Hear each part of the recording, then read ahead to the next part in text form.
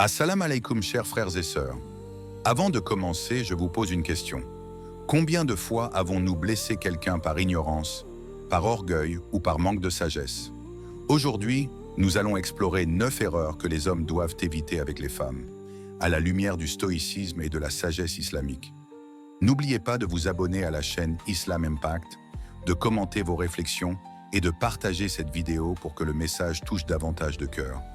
L'orgueil dans la relation est comme une ombre qui s'étend silencieusement sur le cœur, jusqu'à ce qu'il devienne incapable de voir la lumière de l'amour et de la miséricorde.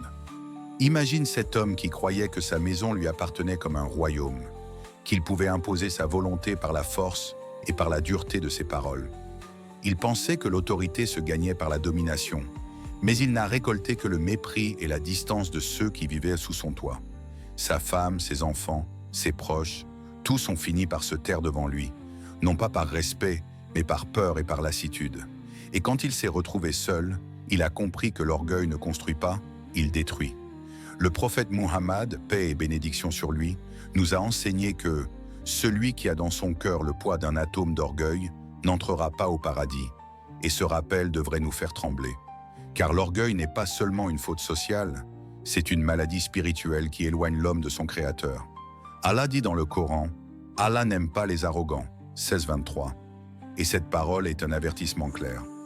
Alors je te pose une question, toi qui écoutes. Est-ce que l'orgueil t'a déjà éloigné de ceux que tu aimes? As-tu déjà perdu une relation précieuse parce que tu voulais avoir le dernier mot? Parce que tu pensais que ta valeur dépendait de ta supériorité? Le stoïcisme nous rappelle que la grandeur de l'homme ne réside pas dans sa domination, mais dans sa capacité à se maîtriser, à rester humble face aux épreuves et aux autres. L'islam nous enseigne la même vérité. La vraie force est dans la modestie, dans la capacité à reconnaître ses erreurs et à demander pardon. L'orgueil est une illusion qui fait croire à l'homme qu'il est au-dessus des autres, mais en réalité, il le met en dessous, car il perd la noblesse de son âme. Si tu veux préserver ton foyer, ton couple, tes relations, apprends à déposer ton orgueil, à écouter, à respecter, à aimer sans chercher à écraser. Car celui qui s'élève par l'orgueil sera abaissé par Allah, et celui qui s'abaisse par humilité sera élevé par lui.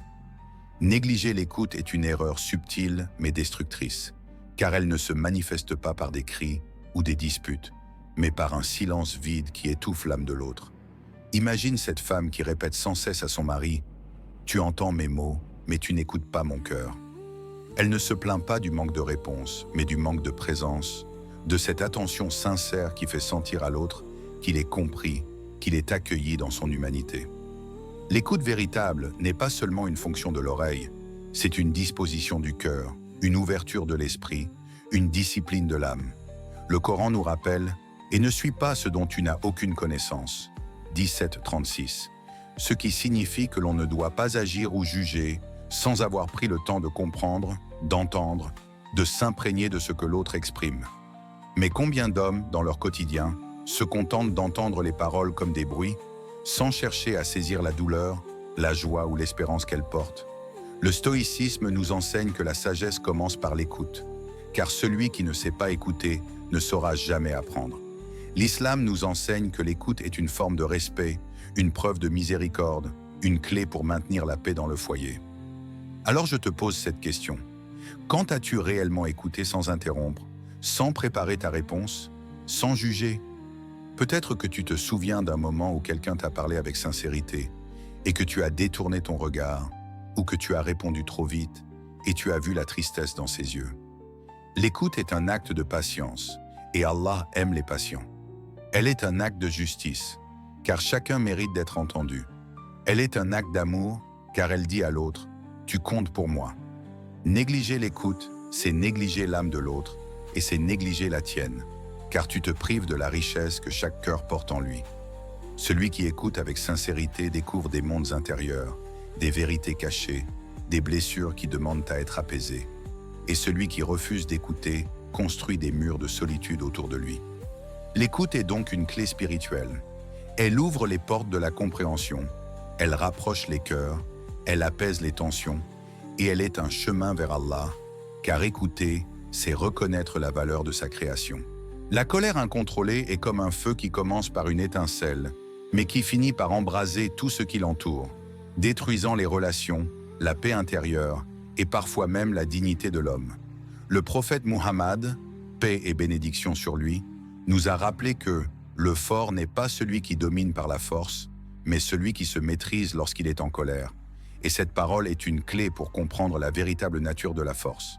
Car la colère, lorsqu'elle n'est pas maîtrisée, transforme l'homme en esclave de ses émotions, incapable de raisonner, incapable de voir la vérité, incapable de préserver ce qu'il aime.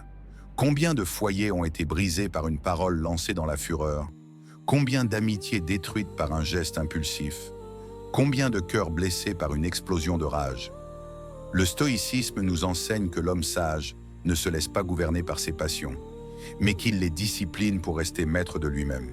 L'islam nous enseigne la même vérité en nous invitant à réprimer notre colère et à pardonner, comme le dit le Coran.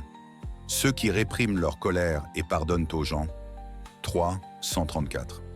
Alors je te pose cette question. Es-tu maître de ta colère ou esclave d'elle? Lorsque tu sens la chaleur monter dans ton cœur, es-tu capable de respirer, de te taire, de te rappeler Allah, ou laisses-tu ta langue et tes mains agir avant ton esprit? L'histoire de l'homme qui se croit fort parce qu'il crie, parce qu'il frappe, parce qu'il impose, est en réalité l'histoire d'un faible, car il n'a pas la maîtrise de lui-même. Le vrai courage est de se retenir, de transformer la colère en patience, de transformer l'impulsion en réflexion, de transformer la rage en pardon.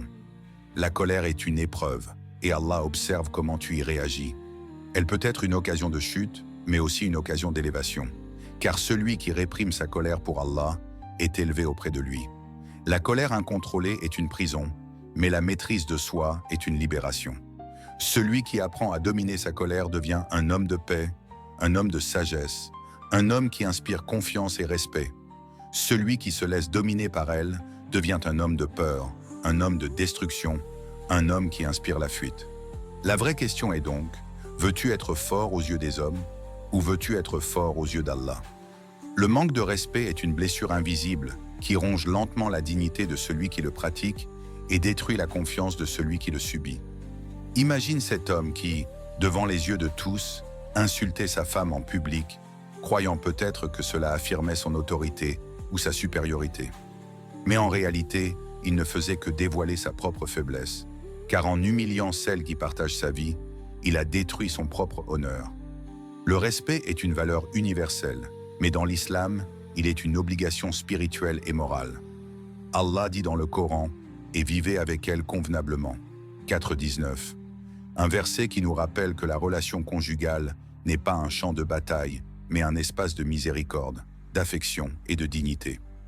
Le stoïcisme, lui aussi, enseigne que l'homme sage ne dégrade jamais l'autre, car en le faisant, il se dégrade lui-même. Alors je te pose cette question. Respectes-tu ta femme comme tu voudrais être respecté? Car le respect n'est pas une faveur que l'on accorde, c'est un droit que l'on reconnaît. Chaque parole, chaque geste, chaque regard peut être une preuve de respect ou une arme de mépris. Et combien de femmes portent dans leur cœur des cicatrices invisibles, non pas de coups, mais de mots blessants, de sarcasmes, de dénigrements répétés. Le prophète Muhammad, paix sur lui, était l'exemple parfait de respect et de douceur envers ses épouses, et il nous a montré que l'amour véritable se manifeste dans la considération, dans l'écoute, dans la tendresse. Le manque de respect, au contraire, est une trahison de la confiance, une rupture de l'équilibre, une injustice qui éloigne l'homme de la piété. Respecter sa femme, c'est respecter Allah qui l'a créé, c'est respecter soi-même en préservant son honneur, c'est respecter la société en construisant un foyer solide et équilibré. Le respect est une lumière qui éclaire la relation, qui apaise les tensions, qui nourrit l'amour. Le manque de respect est une obscurité qui étouffe, qui détruit, qui éloigne les cœurs. Celui qui choisit le respect choisit la noblesse. Celui qui choisit le mépris choisit l'humiliation. Alors réfléchis, tes paroles et tes gestes reflètent-ils la dignité que tu voudrais recevoir? Car au jour du jugement, Allah demandera des comptes sur la manière dont tu as traité ceux qui étaient sous ta responsabilité. L'ingratitude est une des erreurs les plus corrosives dans une relation, car elle ne détruit pas seulement l'amour, elle éteint aussi la lumière de la miséricorde dans le cœur. Imagine cette femme qui servait son mari jour et nuit, préparant ses repas, veillant sur ses enfants, supportant ses fatigues, mais qui n'entendait jamais de sa bouche un simple « merci ». Chaque jour, elle donnait, et chaque jour, elle recevait le silence en retour. Ce silence n'était pas celui de la paix, mais celui du mépris, celui qui dit sans mots « tes efforts ne comptent pas ». Et pourtant, Allah nous rappelle dans le Coran « si vous êtes reconnaissant, j'augmenterai pour vous ». 14,7. La gratitude est une clé spirituelle qui ouvre les portes de l'abondance, mais l'ingratitude est une porte fermée qui prive l'homme de bénédiction. Le stoïcisme nous enseigne que l'homme sage reconnaît chaque faveur, chaque geste, chaque souffle de vie comme un don précieux. Et l'islam nous enseigne que remercier les gens, c'est remercier Allah. Alors je te pose cette question. As-tu exprimé ta gratitude aujourd'hui? As-tu dit à ta femme, à ta mère, à ton frère, à ton ami, que tu apprécies ce qu'ils font pour toi? Ou bien as-tu pris leurs efforts comme acquis, comme si leur service était une obligation et non un cadeau? L'ingratitude est une injustice silencieuse, car elle vole à l'autre la reconnaissance qu'il mérite, et elle vole à toi-même la noblesse de l'humilité. Le prophète, paix sur lui, a dit « Celui qui ne remercie pas les gens ne remercie pas Allah ». Et cette parole est un rappel puissant. La gratitude est une adoration, une preuve de foi, une lumière qui illumine les relations et qui attire la miséricorde divine. L'ingratitude, au contraire, est une obscurité qui éloigne les cœurs, qui détruit la confiance, qui nourrit le ressentiment. Celui qui ne dit jamais merci finit par se retrouver seul, car personne ne veut donner sans jamais recevoir une reconnaissance. La gratitude est simple, mais elle est puissante. Un mot, un sourire, un geste peuvent transformer une journée, apaiser une fatigue, renforcer un lien. L'ingratitude est lourde, car elle pèse sur l'âme de celui qui donne et sur la conscience de celui qui refuse de reconnaître. Alors réfléchis, veux-tu être de ceux dont Allah augmente les bénédictions ou de ceux qui les perdent par négligence? L'injustice dans les relations est une blessure qui ne se voit pas toujours à l'extérieur, mais qui ronge les cœurs de l'intérieur et finit par détruire tout équilibre. Imagine cet homme qui favorisait une épouse au détriment de l'autre, pensant peut-être qu'il pouvait aimer davantage l'une et négliger l'autre sans conséquence. Mais l'injustice est comme un poison. Elle s'infiltre dans les gestes, dans les paroles, dans les silences, et elle finit par briser la confiance, la paix et l'amour. Le foyer qu'il croyait solide s'est effondré, car Allah n'accorde pas sa bénédiction à une maison où règne l'injustice. Le Coran nous rappelle avec force « Soyez équitables, cela est plus proche de la piété » 5.8.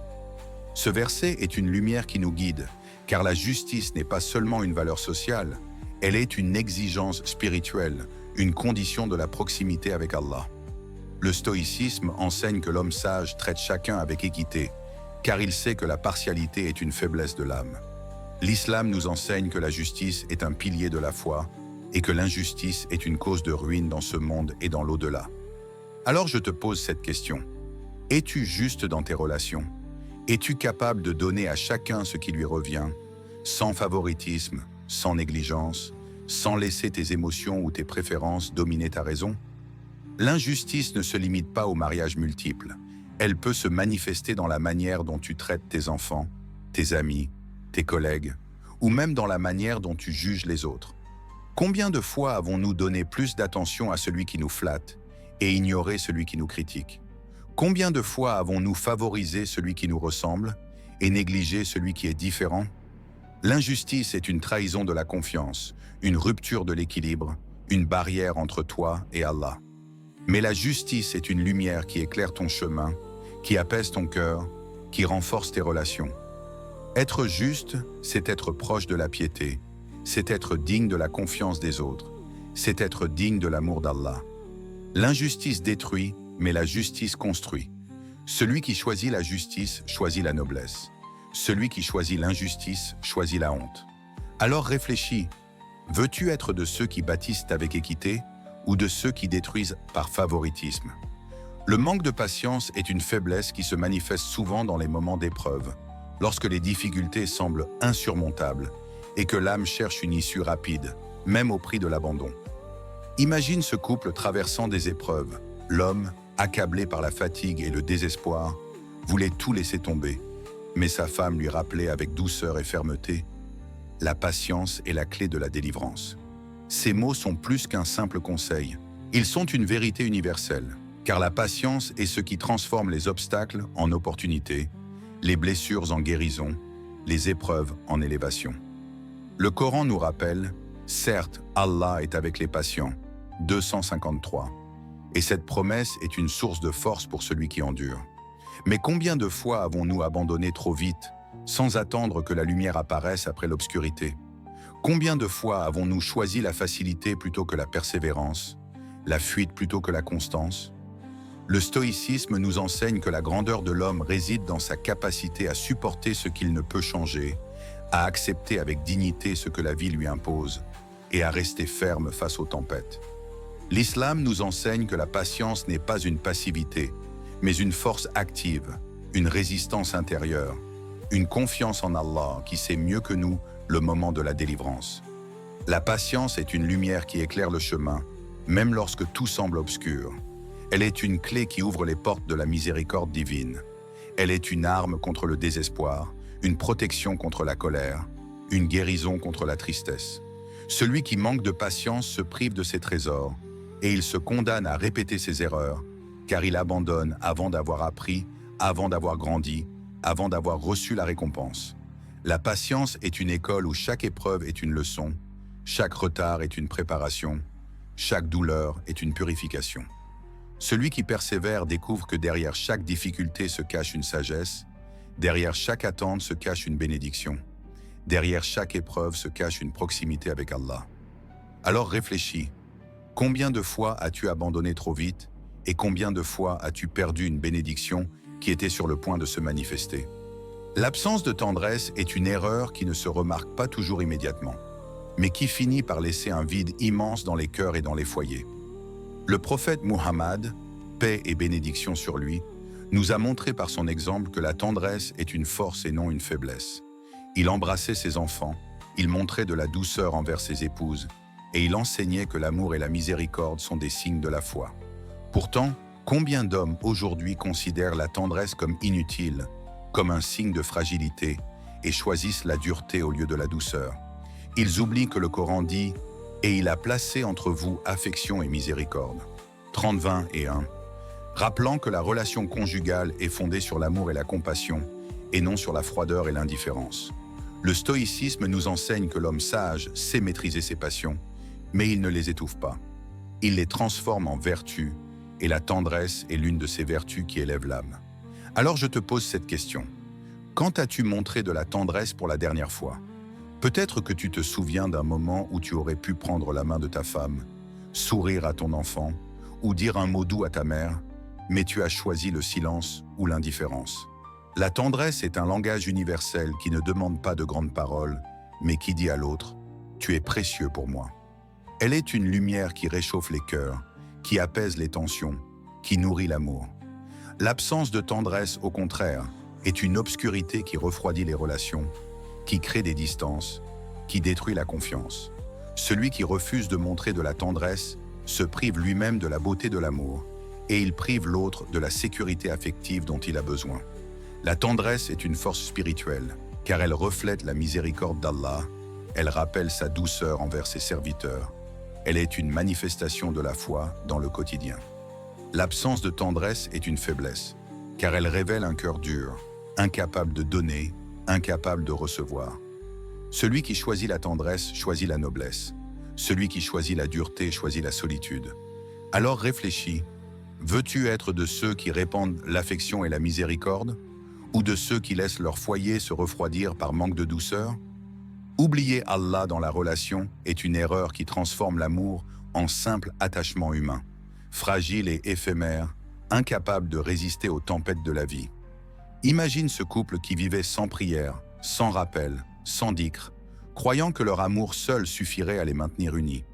Au début, leur relation semblait forte, pleine de passion et de promesses. Mais avec le temps, les épreuves sont arrivées, les malentendus se sont accumulés, et leur amour s'est éteint comme une flamme privée d'oxygène. Car un couple qui ne place pas Allah au centre construit sur du sable, et tôt ou tard, les vagues de la vie emportent tout. Le Coran nous rappelle « Et invoquez-moi, je vous répondrai » 40-60. Une promesse qui nous montre que la véritable force d'une relation ne vient pas de nous-mêmes, mais de la présence d'Allah dans nos cœurs et dans nos foyers. Le stoïcisme enseigne que l'homme doit trouver un principe supérieur pour guider ses actions, et l'islam nous enseigne que ce principe est Allah, le Seigneur des mondes. Alors je te pose cette question. Ton couple est-il centré sur Allah ou sur toi-même? Car si ton couple est centré sur toi, il dépend de tes humeurs, de tes faiblesses, de tes limites. Mais si ton couple est centré sur Allah, il dépend de sa miséricorde, de sa guidance, de sa force infinie. Oublier Allah, c'est oublier la source de l'amour véritable, celui qui ne s'éteint jamais, celui qui nourrit l'âme et apaise le cœur.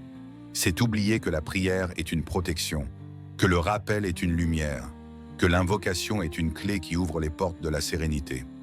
Un couple qui prie ensemble, qui invoque ensemble, qui se rappelle Allah ensemble, construit une forteresse spirituelle que les épreuves ne peuvent pas briser. Mais un couple qui vit sans Allah se condamne à chercher dans l'autre ce que seul le Créateur peut donner, la paix, la sécurité, la constance. L'absence de rappel d'Allah dans la relation est une absence de racines, et un arbre sans racines finit par tomber. La présence d'Allah, au contraire, est une source d'eau vive qui nourrit l'amour, qui le purifie, qui le rend durable.